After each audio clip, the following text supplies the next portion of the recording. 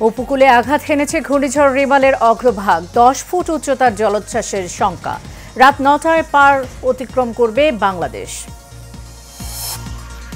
রিমালের প্রভাব মোকাবেলায় সব প্রস্তুতি রয়েছে জানালেন প্রতিমন্ত্রী। আশ্রয় কেন্দ্রে নেওয়া হচ্ছে উপকূলের বাসিন্দাদের। এবং তারেক জিয়াকে ফেরত পাঠাতে ব্রিটিশ সরকারের কাছে আবেদন করা হবে জানালেন প্রধানমন্ত্রী। সাজা বাস্তবায়ন করবে সরকার।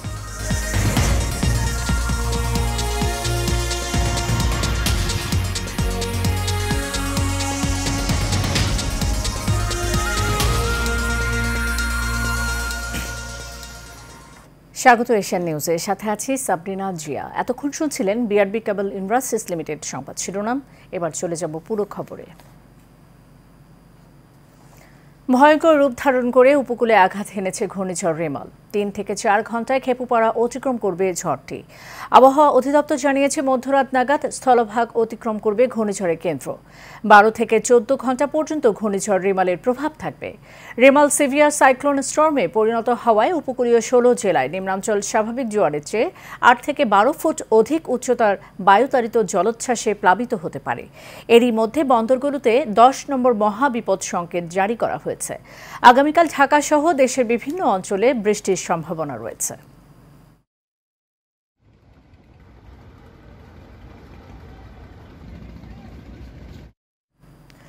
দর্শক, কক্সবাজার থেকে ঘূর্ণিঝড় রিমালের সবশেষ খবর জানাতে আমাদের সাথে সরাসরি যুক্ত হচ্ছেন সহকর্মী মোহাম্মদ শফিক। নিশ্চয় আপনি আমাকে শুনতে পাচ্ছেন। শফিক, ঘূর্ণিঝড় রিমালের সবশেষ কি পরিস্থিতি আছে আমাদের জানাবেন। সাবরিনা, প্রথমে কক্সবাজারের যে আবহাওয়ার যে সর্বশেষ বুলেটিন, তার তথ্য অনুযায়ী ঘূর্ণিঝড় রিমাল কক্সবাজার সমুদ্র সৈকত থেকে প্রায় 300 কিলোমিটার দক্ষিণ পশ্চিমে সেটি কিন্তু অবস্থান করছে এবং সেটি আজকে সন্ধ্যা অথবা এর 4 থেকে 5 ঘন্টার পরবর্তীতে এটা বাংলাদেশের খেকুপাড়া হয়ে এবং সেটা ভারতের উপকূল অতিক্রম করতে পারে। আর আমরা এর প্রভাবে এই মুহূর্তে আমি যেখানে আছি কক্সবাজার সমুদ্র সৈকতে, আপনার মাধ্যমে একটু দর্শককে দেখাতে চাচ্ছি।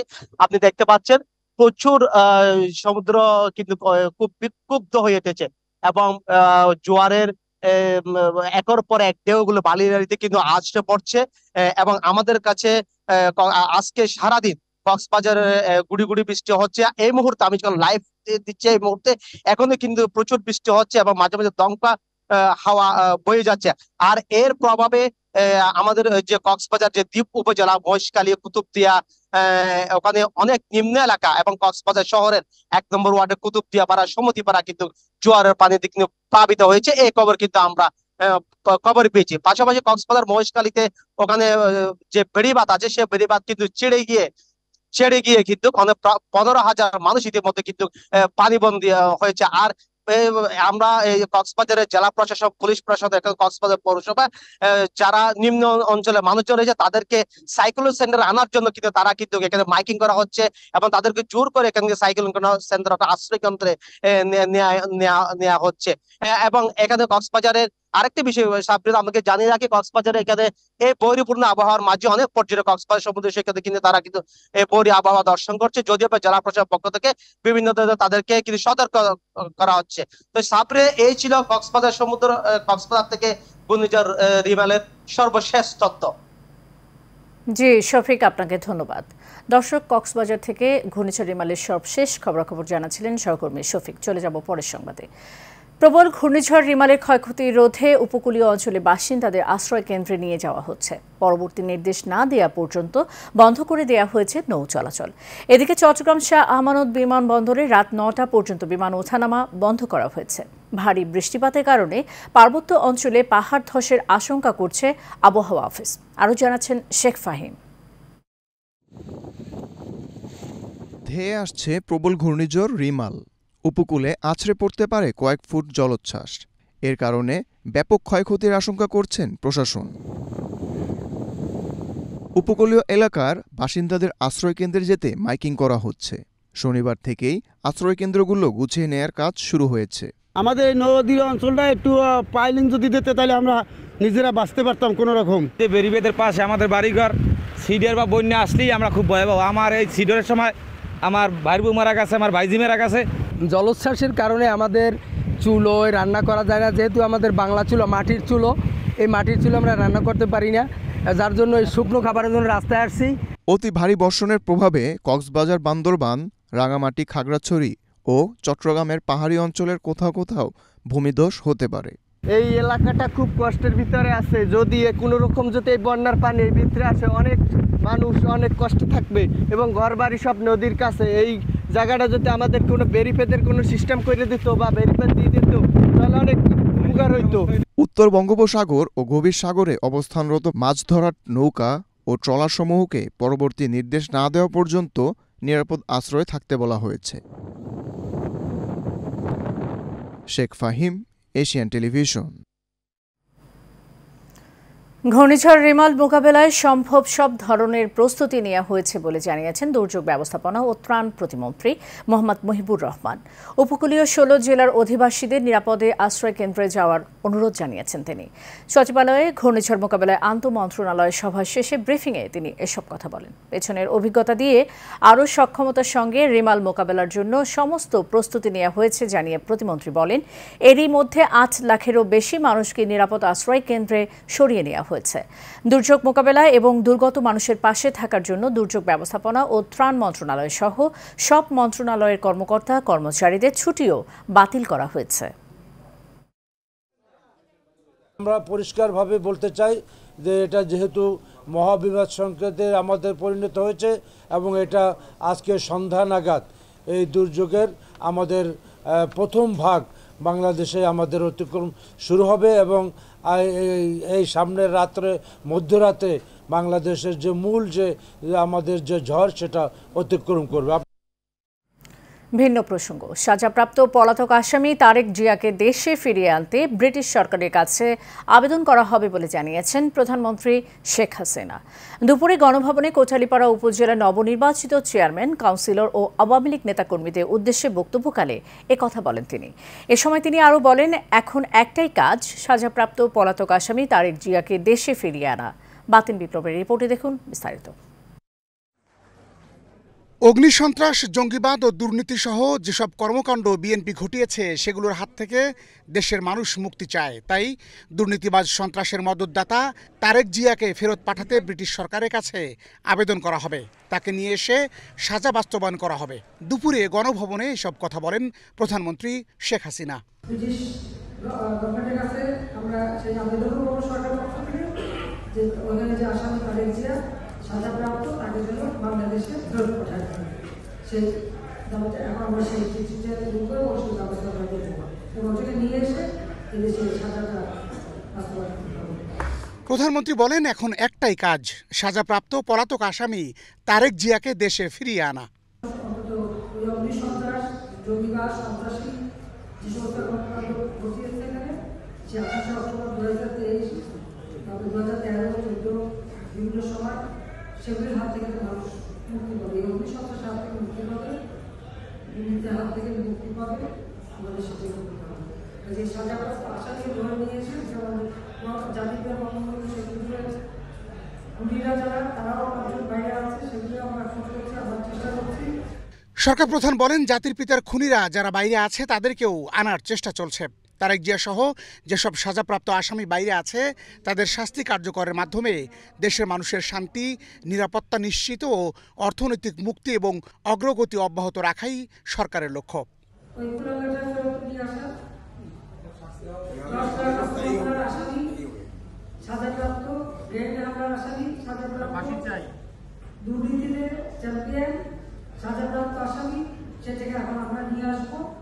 এর আগে বঙ্গবন্ধুর উপর নির্মিত ডকুমেন্টারি কলকাতায় মুজিবের খসড়া কপি অবলোকন করেন প্রধানমন্ত্রী। বাতেন বিপ্লব, এশিয়ান টেলিভিশন, ঢাকা। ঝিনাইদহ 4 আসনের সংসদ সদস্য আনোয়ারুল আজিম আনার হত্যাকাণ্ড তদন্তে ঢাকা মহানগর গোয়েন্দা পুলিশের অতিরিক্ত কমিশনার মোহাম্মদ হারুন রশিদের নেতৃত্বে কলকাতা পৌঁছেছে 3 সদস্যের একটি টিম। এই তদন্ত কমিটিতে রয়েছেন ওয়ারি বিভাগের ডিসি মোহাম্মদ আব্দুল আহাদ ও এডিসি শাহিদুর রহমান। মহানগর গোয়েন্দা প্রধান জানান, শাহিনকে দেশে ফিরিয়ে আনতে পুলিশের মহাপরিদর্শকের মাধ্যমে আবেদন করা হবে। তিনি জানান, শাহিন এই হত্যার মাস্টারমাইন্ড বলে নিশ্চিত হয়েছে কলকাতা ও ঢাকার গোয়েন্দারা। শাহিন আমেরিকায় আছে বলে ধারণা করা হচ্ছে। বাংলাদেশের তদন্ত দল কলকাতায় প্রথমে ঘটনাস্থল পরিদর্শন করে, এরপর ভারতে গ্রেপ্তার জিহাদ হাওলাদারকে জিজ্ঞাসাবাদ করবে বললে।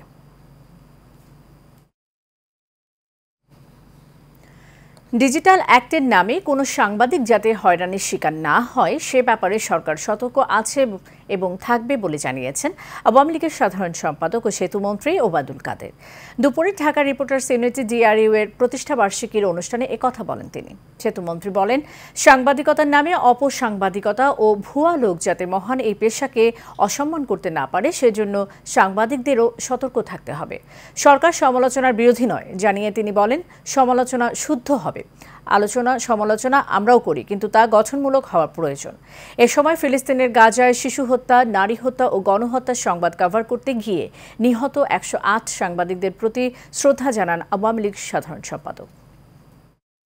সাংবাদিকের নামে লেখা নেই, পড়া নেই, সাংবাদিকতা বুঝে না, ধারে কাছেও নেই, এমন অনেকে। এগুলোকে মফস্বলে গিয়ে দেখি সরকারি অফিসে বসে থাকে। সাংবাদিকতার নামে অপসাংবাদিকতা বিকাশ ঘটাতে না পারে সে ব্যাপারে আপনারা সতর্ক থাকলে আমরা খুশি হব। রূপাইন গ্রুপের চেয়ারম্যান ও বাংলাদেশ বিলবোর্ড অ্যাডভার্টাইজিং ওনার্স অ্যাসোসিয়েশনের উপদেষ্টা মোহাম্মদ লিয়াকত আলী খান মুকুল বলেছেন, বিপণন ও প্রচারের জন্য প্রিন্ট ও ইলেকট্রনিক্স মিডিয়ার পাশাপাশি আউটডোর অ্যাডভার্টাইজিং খুবই গুরুত্বপূর্ণ। বিশ্বজুড়ে এই শিল্পের কদর বাড়লেও দেশে এর যথাযথ মূল্যায়ন করা হয়নি। শনিবার রাজধানীর একটি হোটেলে সম্মিলিত ব্যবসায়ী forum, Bangladesh billboard advertising owners অ্যাসোসিয়েশনের আলোচনা সভা ও প্রীতির সমাবেশে তিনি এসব কথা বলেন।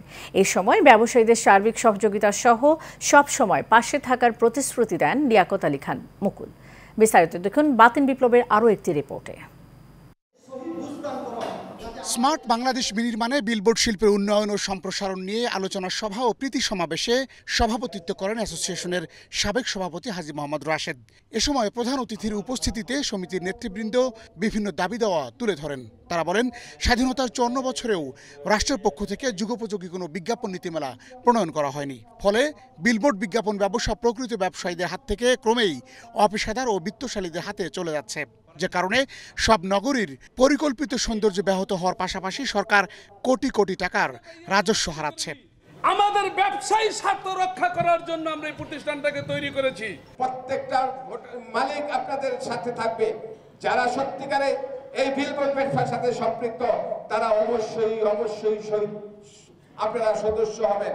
বিলবোর্ড ব্যবসায়ী তথা বাংলাদেশের আইকন জনাব লিয়াকত আলী মুকুল ভাই বক্তারা স্মার্ট বাংলাদেশ গড়ে তুলতে উদ্ভাবনী ও টেকসই পরিবেশ বান্ধব বিলবোর্ড তৈরিতে কারিগরি দক্ষতা অর্জনের উপর গুরুত্ব আরোপ করেন। পাশাপাশি স্থানীয় সরকার মন্ত্রণালয়কে বিজ্ঞাপন নীতিমালা প্রণয়ন করে একটি বিশেষ গ্রুপের একচেটিয়া বিজ্ঞাপনী ব্যবসা বন্ধ করার বিষয়ে জোর তাগিদ দেন। নির্বাচিত সদস্য এবং সাধারণ আমরা যে সদস্য আছি সবাই মিলে আমরা সম্মতি দিব, তারপরে এটার উপরে কার্যত আরম্ভ হবে। আমরা গেলে তো উনি আমাদেরকে সম্মান করেন, যথেষ্ট সম্মান করেন। আমাদের রাশেদ ভাইয়ের সাথে, আমাদের আরো ভাইদের সাথে অনেক ভালো সম্পর্ক আছে। আমি মনে খুব আকাল যাচ্ছে, আমাদের এই আকাল থেকে বের হতে হলে আমাদের একটা সঠিক নির্বাচনের প্রয়োজন মনে করি। এই একত্রিত হওয়ার কথা তেমন ভাবে ছিল না, কোনো কারণেই আমাদের একত্রিত হতে হয়েছে। প্রধান অতিথির বক্তব্যে লিয়াকত আলী খান মুকুল বলেন, বিলবোর্ড একটি শিল্প, শিল্পীর মন নিয়ে এই শিল্প শৈল্পিক কাজ করে থাকে। দেশের জিডিপির প্রবৃদ্ধিতে এই শিল্পের অনেক অবদান রয়েছে। তিনি বলেন, বিলবোর্ড শিল্পের আরও উন্নয়ন ও সম্প্রসারণের জন্য নিজেদের ঐক্যবদ্ধ থাকতে হবে। সেজন্য যোগ্য নেতৃত্বের পাশাপাশি এই সংগঠনকে প্রাতিষ্ঠানিক রূপ দেওয়া খুবই জরুরি। আমরা যদি সরকারের কাছে করি সেটা আমি মনে করি সেটা আদায় করা সম্ভব। যেমন এখানে অনেকে বলেছেন যে আমাদের সাইনবোর্ড কেটে নিয়ে যান, নানান ধরনের সমস্যার কথা বলেছেন। আমরা যদি শক্তিশালী হতাম সেটা কিন্তু সম্ভব ছিল না। আগের কমিটির বিভিন্ন অভিযোগ রয়েছে উল্লেখ করে তিনি এসব অনিয়ম বন্ধ করার তাগিদ দেন। একই সাথে একটি অবাধ ও সুষ্ঠু নির্বাচনের মাধ্যমে যোগ্য নেতৃত্ব নির্বাচন করে সংগঠনকে আরও গতিশীল করারও আহ্বান জানান রূপান গ্রুপের চেয়ারম্যান। একটা নির্বাচন হোক, সেটা গ্রহণযোগ্য নির্বাচন, যারা ক্যান্ডিডেট হবেন গ্রহণযোগ্য ক্যান্ডিডেট, এবং আমি চাইবো যে একটা প্রাতিষ্ঠানিকভাবে এটা তৈরি করা এবং কিছু অ্যাডভাইজার প্যানেল করা। তো সেই ক্ষেত্রে এটাকে একটা কাঠামো তৈরি করে এরপরে আমার একটা প্রস্তাবনা থাকবে একটা ভালো অ্যাডভাইজারি কমিটি যারা কৌশলগত বিষয় নিয়ে কাজ করবেন। সদস্যদের সুবিধার কথা বিবেচনা করে পল্টনে সংগঠনের নিজস্ব কার্যালয়ের জন্য বিনামূল্যে 1000 বর্গফুটের একটি জায়গা উপহার দেওয়ার ঘোষণা দেন লিয়াকত আলী খান মুকুল। এ সময় আবেগে আপ্লুত সদস্যরা করতালি দিয়ে লিয়াকত আলী খান মুকুলকে অভিনন্দন ও কৃতজ্ঞতা জানান। প্রপার্টি হলো যদি আপনার ভাগে লেখা না থাকে সেখানে হয় না। তো আমি পল্টনে 1000 স্কোয়ার ফিটের একটা অফিস আমি ডোনেশন করলাম। অনুষ্ঠানে অন্যান্যদের মধ্যে বক্তব্য রাখেন অ্যাসোসিয়েশনের সাবেক সাধারণ সম্পাদক মোহাম্মদ আবুল হোসেন খান, সেলিনা পারভিন, মোহাম্মদ আশরাফ উদ্দিন খান, হাজি মোহাম্মদ সোহরাব উদ্দিন খান, আবুল কালাম আজাদ ফারুক, মোহাম্মদ মারুফ রেজা, নাজমুস সাকিব ও জাফর আহমেদ। অনুষ্ঠানে আরও উপস্থিত ছিলেন রূপান গ্রুপের উপদেষ্টা আব্দুল গাফফার। আমি আশার আলো দেখতে পাচ্ছি যে স্বপ্ন বাস্তবায়িত হবে বলে মনে করি। বাতন বিপ্লব, এশিয়ান টেলিভিশন। আবারও ঘূর্ণিঝড় রিমাল প্রসঙ্গ। দর্শক, এবার খুলনা থেকে ঘূর্ণিঝড় রিমালের সবশেষ খবরাখবর জানতে সরাসরি যুক্ত হচ্ছেন সহকর্মী বাবুল আক্তার। বাবুল, নিশ্চয়ই আমাকে শুনতে পাচ্ছেন। বাবুল, খুলনায় কি অবস্থা দেখছেন? সর্বশেষ রিমালের কি পরিস্থিতি এবং সবশেষ এই মুহূর্তে ঘূর্ণিঝড় রিমাল মোকাবেলায় কি কি ব্যবস্থা সেখানে নেওয়া হয়েছে আমাদের জানাবেন। সাবরিনা, ধন্যবাদ। সাবরিনা, খুলনা রিমালের আতঙ্কে কিন্তু খুলনা দক্ষিণ পশ্চিম অঞ্চলের মানুষ, বিশেষ করে দাকব, কয়রা ও পাইকগাছা উপজেলার বাসিন্দারা কিন্তু চরমভাবে বিপাকে পড়েছে। তারা কিন্তু গেল রাতে নির্ঘুম কাটিয়েছেন এবং এই যে রিমালের আতঙ্কে কিন্তু তারা এখন দিশাহারা। বিশেষ করে গতকাল রাতে তারা যে ধরনের বেড়িবাঁধ ছিল দুর্বল, সেগুলো কিন্তু স্বেচ্ছাশ্রমের মধ্য দিয়ে তারা কিন্তু সেই বেড়িবাঁধগুলো সংস্কার করেছে। সাবরিনা, আপনাকে একটু জানিয়ে রাখি, খুলনার আবহাওয়া অধিদপ্তর যে বিষয়টা জানিয়েছেন যে এই মুহূর্তে কিন্তু ঘূর্ণিঝড় রেমাল অবস্থান করছে মোংলা কিছুটা কাছে। সেটা কিন্তু 2-3 ঘন্টার মধ্যে, বিশেষ করে যেটা জানিয়েছেন আমিরুল আজাদ আবহাওয়া অধিদপ্তরের, তিনি যে বিষয়টা জানিয়েছেন যে 2-3 ঘন্টার মধ্যে কিন্তু সেটা মোংলা বন্দর অতিক্রম করে পশ্চিমবঙ্গ এবং খেপুপাড়ার দিকে অতিবাহিত করবেন, এটা জানিয়েছিল আবহাওয়া অধিদপ্তর। আর বিশেষ করে আমাদের যে খুলনার যে 604টি আশ্রয় কেন্দ্র রয়েছে সেগুলো খুলে দেওয়া হয়েছে এবং সাধারণ যে মানুষ রয়েছে তারা কিন্তু আশ্রয় কেন্দ্রে যাওয়া শুরু করেছে। সাবরিনা, এই ছিল আমার কাছে খুলনা থেকে রিমালের সর্বশেষ খবর। জি বাবুল আক্তার, আপনাকে ধন্যবাদ। দর্শক, খুলনা থেকে সরাসরি ঘূর্ণিঝড় রিমালের সবশেষ খবরাখবর জানাচ্ছিলেন সহকর্মী বাবুল আক্তার। আবারও ঘূর্ণিঝড় রিমাল প্রসঙ্গ। কিছুক্ষণ আগে পটুয়াখালী কলাপাড়া থেকে ঘূর্ণিঝড় রিমালের সর্বশেষ তথ্য জানিয়েছেন সহকর্মী মহসিন পারভেজ। ঘূর্ণিঝড় রেমালের প্রভাবে সাগর ফুলে ফেঁপে উঠেছে। সাগর রাক্ষসী রূপ ধারণ করেছে। সকাল থেকে উপকূলীয় এলাকায় থেমে থেমে বৃষ্টি হচ্ছে, তার সাথে ধমকা ও ঝড়ো হাওয়া বইছে। পায়রা বন্দরকে 10 নম্বর মহাবিপদ সংকেত জারি করতে বলেছে আবহাওয়া বিভাগ। দুর্যোগ মোকাবেলায় জেলা উপজেলা প্রশাসন, সিপিবি, জনপ্রতিনিধিরা নিরাপদ আশ্রয়ে যাওয়ার জন্য প্রচারণা চালাচ্ছেন। নিম্নাঞ্চল ও ভেড়িবাঁধের বাহিরে বসবাসকারীদের আশ্রয় কেন্দ্রে যাওয়ার অনুরোধ করেছেন। কলাপাড়া উপজেলায় 155টি আশ্রয় কেন্দ্র ও 20টি মুজিব কেল্লা প্রস্তুত রাখা হয়েছে। এতে 3160 জন স্বেচ্ছাসেবক দুর্যোগের আগে ও পরে কাজ করবেন বলে উপজেলা প্রশাসন জানিয়েছেন। ঘূর্ণিঝড় রিমাল পায়রা সমুদ্র বন্দর থেকে 200 কিলোমিটার দক্ষিণে অবস্থান করছে। মাছ ধরা ট্রলারগুলো নিরাপদে আলিপুর মহিপুর আশ্রয় নিয়েছে। সারা বাংলা। নোয়াখালীর চাঁচখিলে ধান কাটা মেশিনের ধাক্কায় জান্নাতুল ফেরদাউস নামের এক শিশু মৃত্যুর ঘটনায় মোহাম্মদ আবু সিদ্দিক নামের এক চালককে গ্রেফতার করেছে র্যাব। উপজেলা তেমুহনী এলাকা থেকে তাকে গ্রেফতার করা হয়। গত 22 এপ্রিল উপজেলার হাটপুকুরিয়া ঘাতলাবাগ ইউনিয়নের 2 নম্বর ওয়ার্ডের গোবিন্দপুর গ্রামে এই ঘটনা ঘটে। বিষয়টি নিশ্চিত করেছেন র্যাব 11 নোয়াখালী কোম্পানি কমান্ডার সহকারী পুলিশ সুপার মোহাম্মদ গোলাম মোর্শেদ। তিনি বলেন, আসামির বিরুদ্ধে আইনানুগ ব্যবস্থা গ্রহণের জন্য চাটখিল থানায় হস্তান্তর করা হয়েছে। আবারও রিমাল খবর। মংলা থেকে ঘূর্ণিঝড়ের সর্বশেষ খবর জানিয়েছেন সহকর্মী ইস্পাহার গুলজার। কর্তৃপক্ষের তথ্য অনুযায়ী আমরা জানতে পেরেছি মোংলা বন্দরে এই মুহূর্তে ছোট বড় 6টি দেশি বিদেশি জাহাজ রয়েছে এবং 2 শতাধিকের বেশি ছোট বড় নৌ পরিবহন রয়েছে। মোংলা বন্দর কর্তৃপক্ষ নিজস্ব অ্যালার্ট জারি করেছে এবং পরবর্তী নির্দেশ না দেওয়া পর্যন্ত সকল নৌযানকে নিজ নিজ স্থানে থাকার জন্য কর্তৃপক্ষ জানিয়েছে। এবং মোংলা আবহাওয়া অফিসের কাছ থেকে আবহাওয়া শিবির তথ্য অনুযায়ী আমরা জানতে পেরেছি মোংলা বন্দর থেকে প্রায় 295 কিলোমিটার দূরে অবস্থান করছে রিমল। তো মোংলা বন্দর কর্তৃপক্ষ সহ মোংলা পৌরসভা এবং মোংলার প্রশাসনের পক্ষ থেকে অ্যালার্ট জারি করা হয়েছে এবং বিভিন্ন প্রচার প্রচারণা আমরা দেখেছি। মোংলা বন্দরের এরিয়ায় সাধারণ মানুষকে আশ্রয় কেন্দ্রে নেওয়ার জন্য সকল প্রকার প্রচেষ্টা তারা চালিয়ে যাচ্ছে। ভিন্ন প্রসঙ্গ, হামদর্দ বিশ্ববিদ্যালয় বাংলাদেশের স্প্রিং 2024 সেমিস্টারের নবীন বরণ অনুষ্ঠিত হয়েছে। আজ দিনভর মুন্সিগঞ্জের গজারিয়ায় বিশ্ববিদ্যালয়ের ক্যাম্পাসে এই উপলক্ষে ছিল বর্ণাঢ্য আয়োজন। এ সময় নবীন শিক্ষার্থীদের ফুল দিয়ে বরণ করে নেয় বিশ্ববিদ্যালয় কর্তৃপক্ষ। অনুষ্ঠানে প্রধান অতিথি হিসেবে উপস্থিত ছিলেন হামদর্দ ল্যাবরেটরিজ বাংলাদেশের চিফ মোতাওয়াল্লি ও ব্যবস্থাপনা পরিচালক ডক্টর হাকিম মোহাম্মদ ইউসুফ হারুন ভূঁইয়া। বিশ্ববিদ্যালয়ের উপাচার্য ডক্টর ফারুকুজ্জামান চৌধুরীর সভাপতিত্বে বিশেষ অতিথি ছিলেন অধ্যাপক হাকিম কামরুন নাহার পলিন। এছাড়াও বক্তব্য রাখেন বিশ্ববিদ্যালয় ও হামদর্দের ঊর্ধ্বতন কর্মকর্তারা।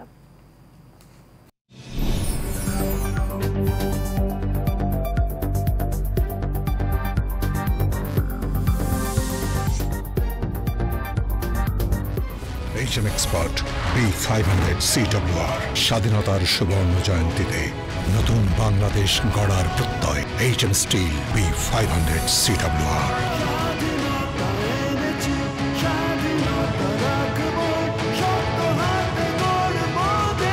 HM Steel। এবার HM Steel চট্টগ্রাম সংবাদ। শিক্ষার্থীদের লেখাপড়ার মান উন্নয়নে শিক্ষক, শিক্ষার্থী এবং অভিভাবকের সমন্বয়ে চট্টগ্রামের পাহাড়তলী কলেজে অভিভাবক সমাবেশ হয়েছে। কলেজ অডিটোরিয়ামে এই সমাবেশ হয়। বক্তব্য রাখেন প্রতিষ্ঠানের অধ্যক্ষ শ্যামল কান্তি মজুমদার। এ সময় তিনি বলেন, শিক্ষার্থীদের নিয়মানুবর্তিতা মেনে নিয়মিত ক্লাস করে মেধা মনন বিকাশের মাধ্যমে যোগ্য নাগরিক হিসেবে নিজেকে গড়ে তুলতে হবে। দেশ ও জাতির সেবায় আত্মনিয়োগ করতে হবে। শেষ করব এশিয়ান নিউজ। যাবার আগে বিআরবি কেবল ইন্ডাস্ট্রিজ লিমিটেড সংবাদ শিরোনাম জানিয়ে দিব আরও একবার।